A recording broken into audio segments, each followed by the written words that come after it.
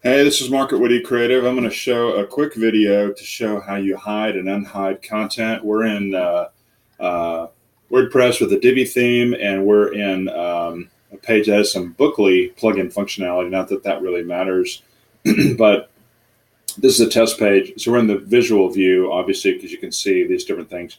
But we had a page here that has some new functionality, this new Bookly functionality that shows what this drop down would look like for the Waco area.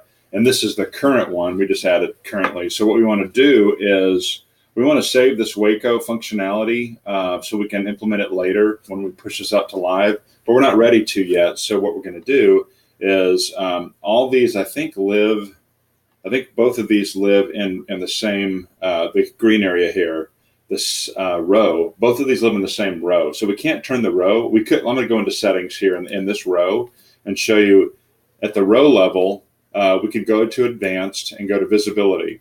And we can turn it off for a phone, nothing happens. Tablet, nothing happens. If I turn it off for desktop, you see it goes gray because we're in the desktop mode right here. If I turn it back on for turn it back, make it visible on desktop, but I show you the view in tablet, it goes gray because that's the tablet view. So let's make it, now you can see it in tablet, but on a phone. But actually what we're going to do is we're going to leave that untouched. I'm going to go back to the desktop view here. Because we don't want this section to be invisible. We want just this particular module right here. It's loading right now, but we want this particular module to become invisible. And actually, if you look down here, you can see there's another section down here that is hidden. This entire section, for whatever reason, we made hidden, let's see, in tablet,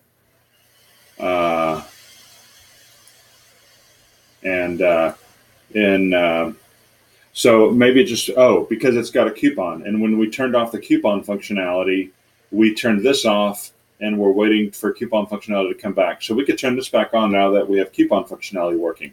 So anyway, I'm going to go into this.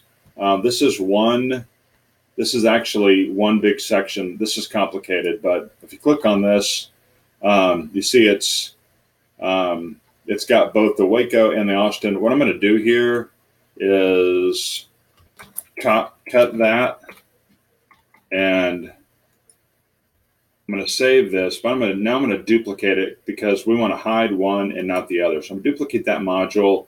I'm going to go in here. I cut out, and I'm going to paste the Austin on top of this one I had cut.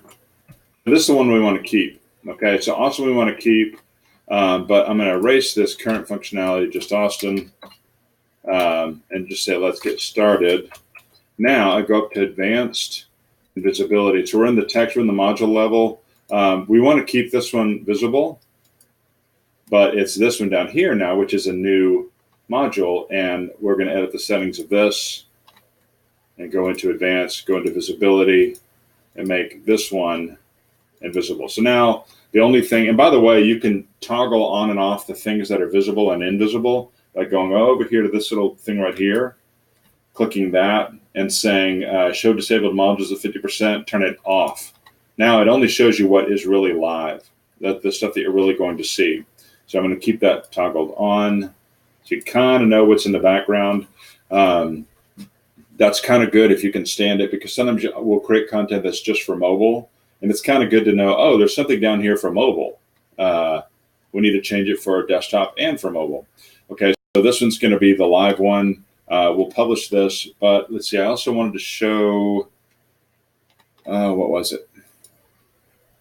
Oh, I know what it is. The copy functionality. So let's, just real quick, if you just right click on any module, you'll see two things that are very valuable. One is copy the module, because you can copy a module here and then roll all the way down at the bottom of the page and paste it.